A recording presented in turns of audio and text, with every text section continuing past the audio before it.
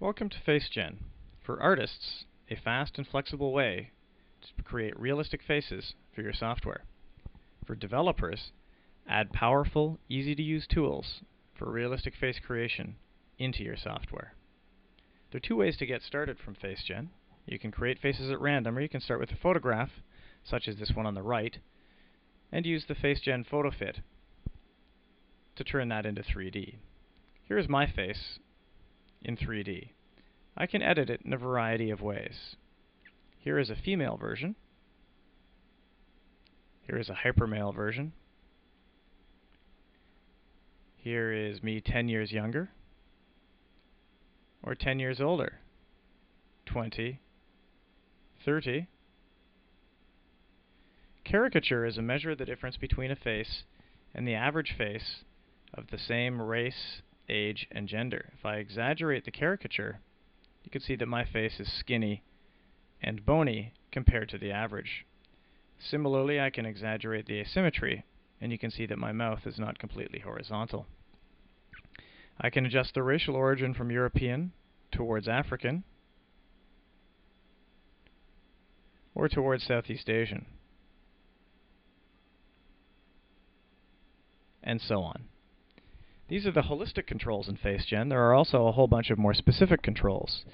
With Facegen's freeform deformations, I can simply point the mouse, click, and drag to adjust the shape of the face. With the asymmetric freeform deformation, I can adjust the tilt of my mouth back to horizontal. The slider controls, under the Shape tab, we have over 50 symmetric controls. I can do everything from adjust the width between the eyes to the brow-nose-chin ratio. There are a whole bunch of asymmetric controls as well. I can adjust the eye height disparity. And similarly, under the Texture tab, there are a whole bunch of texture controls. I can adjust everything from the darkness of the eye sockets to the eyebrows. That covers the various ways of editing a face that you've created from a photograph. Of course, you can also create faces completely at random. Here I'm creating faces from all races, ages, and genders. If I have something more specific in mind, for instance, let's say I want just European faces that are male, that are about age 40, I can lock all those variables down. And let's say I want them to be exaggerated caricatures, I can lock that down as well. Now I'm generating only caricatured European males of approximately age 40, until I find something that appeals to me. Next I can add a detail texture, which adds in detail such as skin pores and hair, which are not captured by the Facegen statistics. Give it the final touch of realism. Now, I've showed two ways of creating faces in Facegen. The next step is to apply them to a mesh. Everything that you've seen so far has taken place on a mesh with over 6,000 polys. Facegen has a variety of meshes and UV layouts available. I'm going to swap in the default low-res mesh now, and you can see the identical face applied to a mesh with under 1,000 polys.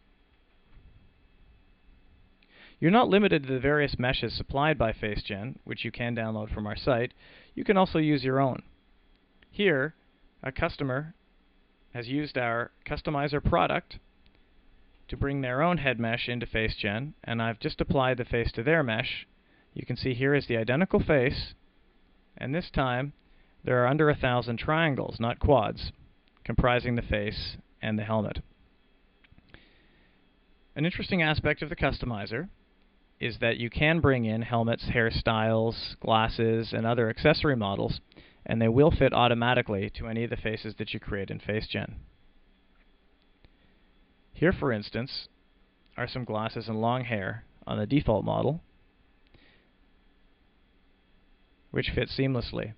If I now go back and begin to generate more faces of different shapes, you can see how the accessory models automatically adjust to fit seamlessly.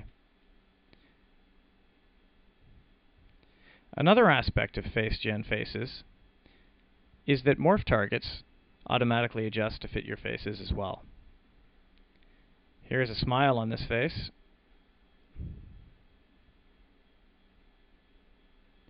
And here is an eye blink.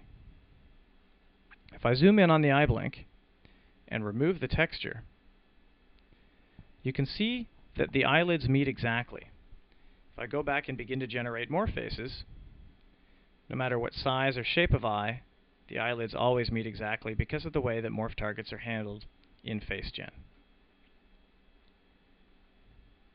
Now the final step, once you've created your face and applied it to the particular mesh and accessory models that you want, is to export it.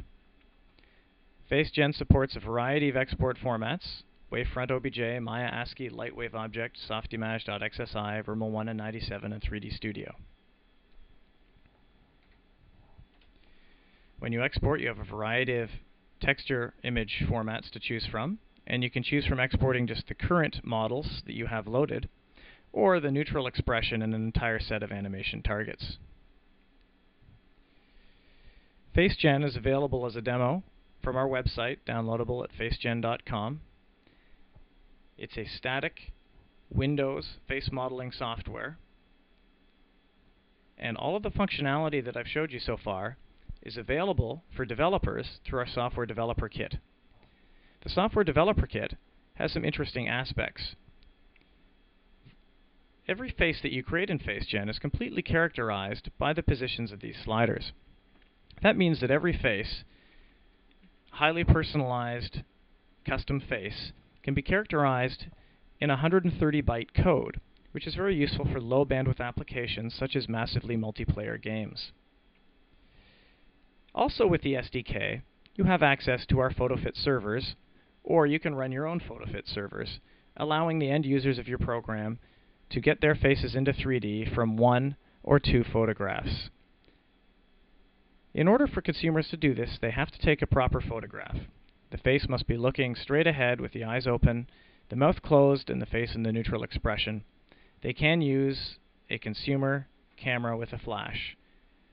Once they've done that, the rest is easy. They simply position 5 points and hit go.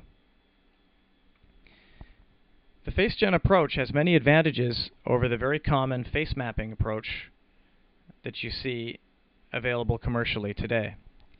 It gives you higher quality, more realistic faces very easily, and it also allows you to edit those faces in the powerful ways that you've just seen. For more information, please visit facegen.com.